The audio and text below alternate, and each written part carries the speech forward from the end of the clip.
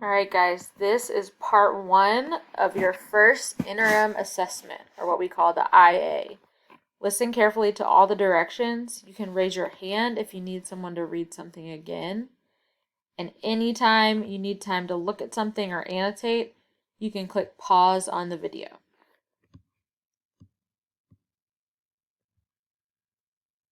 Read the passage and write a response to the writing prompt. Passage 1. Excerpt from 10 Reasons Why You Don't Exercise and Why You Should Overcome Them by Kathy Ann M. Kowalski. 1. Your clothes would get sweaty. 2. Your hair would get messy. 3. It's cold out. 4. It's too hot. 5. You're tired. 6. You'd rather sleep. 7. You don't like to exercise alone. 8. You don't like to have people see you exercise. 9. Your muscles will get sore. 10. You don't have time. 11. In short, you don't feel like exercising. I think everyone gets those days, says 14-year-old Charlie Wilson in Ohio. However, science says we'll be healthier if we get moving.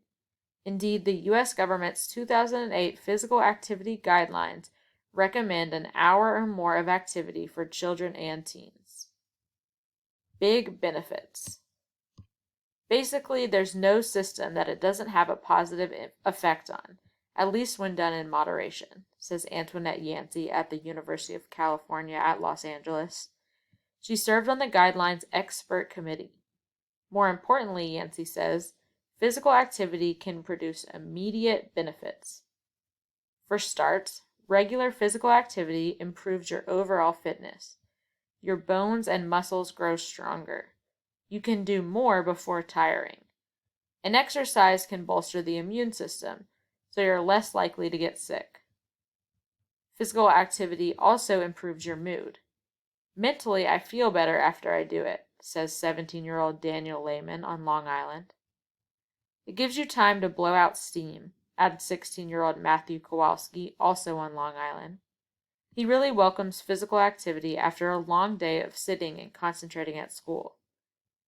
Interestingly, researchers at East Carolina University found that students stayed on task better when classes included regular exercise breaks throughout the day. Other studies suggest that regular physical activity improves decision-making and planning abilities. That includes being able to accomplish what you're trying to accomplish, being creative, and not making bad judgments, explains Yancey.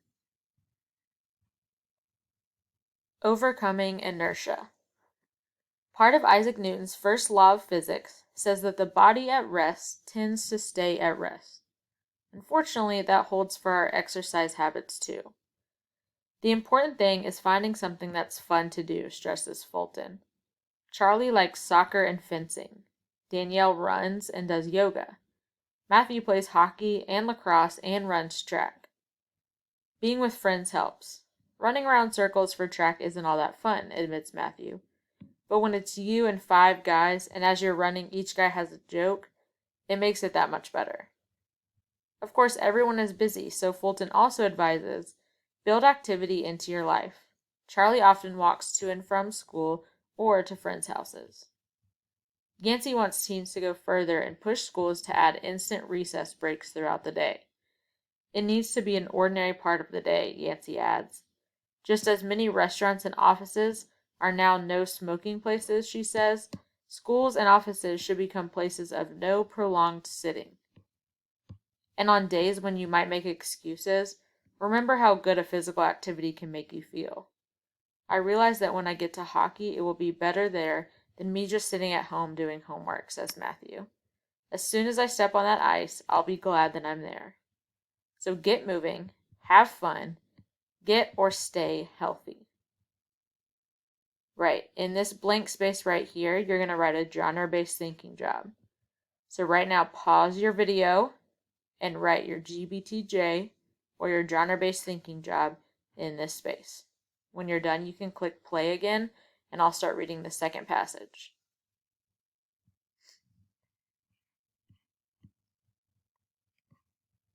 Passage number 2. Remember, you're getting graded for your annotations on this passage and your genre-based thinking job. So be paying attention to both of those. You can click pause whenever you need to annotate. Born to Run by Bradford H. Roby. There's nothing like racing across the playground or sprinting along the beach with the wind at your back. That sudden burst of speed can make you feel like a cheetah chasing its prey or a horse galloping on an open plain. It's as if you were born to run. Running also strengthens bones and muscles, controls weight, and keeps your heart healthy. Most of all, it can be a lot of fun.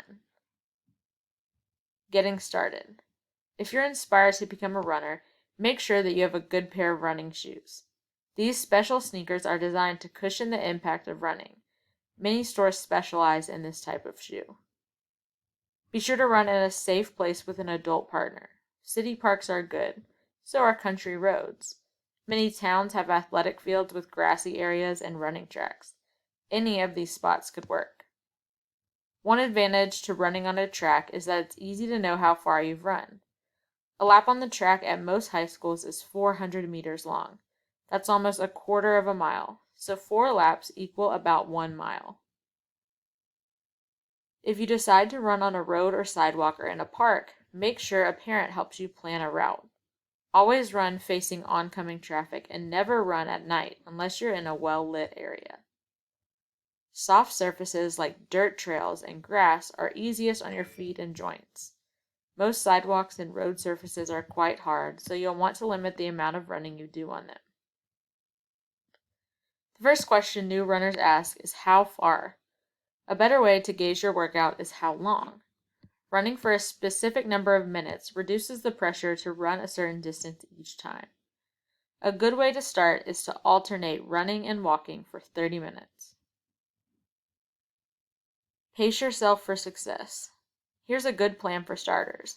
Run 3 times each week, taking at least 1 day off between workouts. The first week, run 1 minute, then walk for 6 minutes.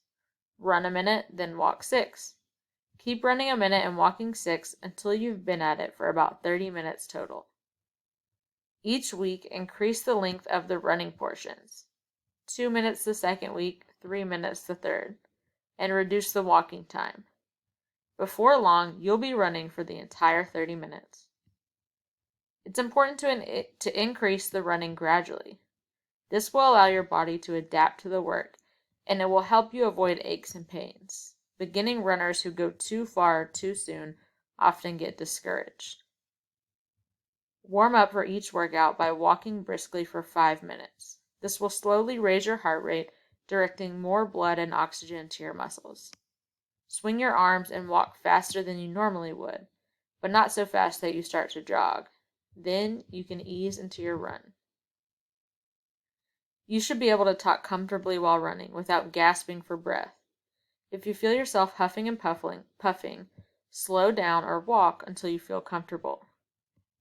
After your run, cool down with another 5-minute walk and some light stretching. Stretching keeps your muscles from tightening up. It also reduces soreness and can help prevent injuries. Running is a great activity to do with a friend. In middle school, you might have the opportunity to join a running club or team. Now you know the basics of running, so lace up your running shoes and join the millions of people who are proud to call themselves runners. Chances are, you were born to run too. Alright, in this blank spot right here, you're going to write your genre-based thinking job. So click pause on the video and write your genre-based thinking job in this space.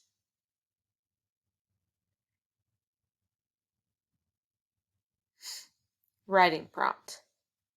Principals are considering making a rule that requires many recesses throughout the day that include the opportunity to run on a track. Would this be a good idea? Write an essay in which you give your opinion. Use facts and details from both texts to support your opinion. Follow the conventions of standard written English. Manage your time carefully so that you can plan your essay and do some pre-writing in the space provided. Write your essay on the line pages of your answer document. Your written response should be in the form of a multi-paragraph essay. Write your response to the writing prompt in the space provided in your answer document. Okay, this page is for you to plan if you want to make an outline, and then you'll start writing an essay on the line pages. I'm going to read your prompt one more time. Principals are considering making a rule that requires mini recesses throughout the day that include the opportunity to run on a track. Would this be a good idea? Write an essay in which you give your opinion. Use facts and details from both texts to support your opinion. Go ahead and get started. You got this.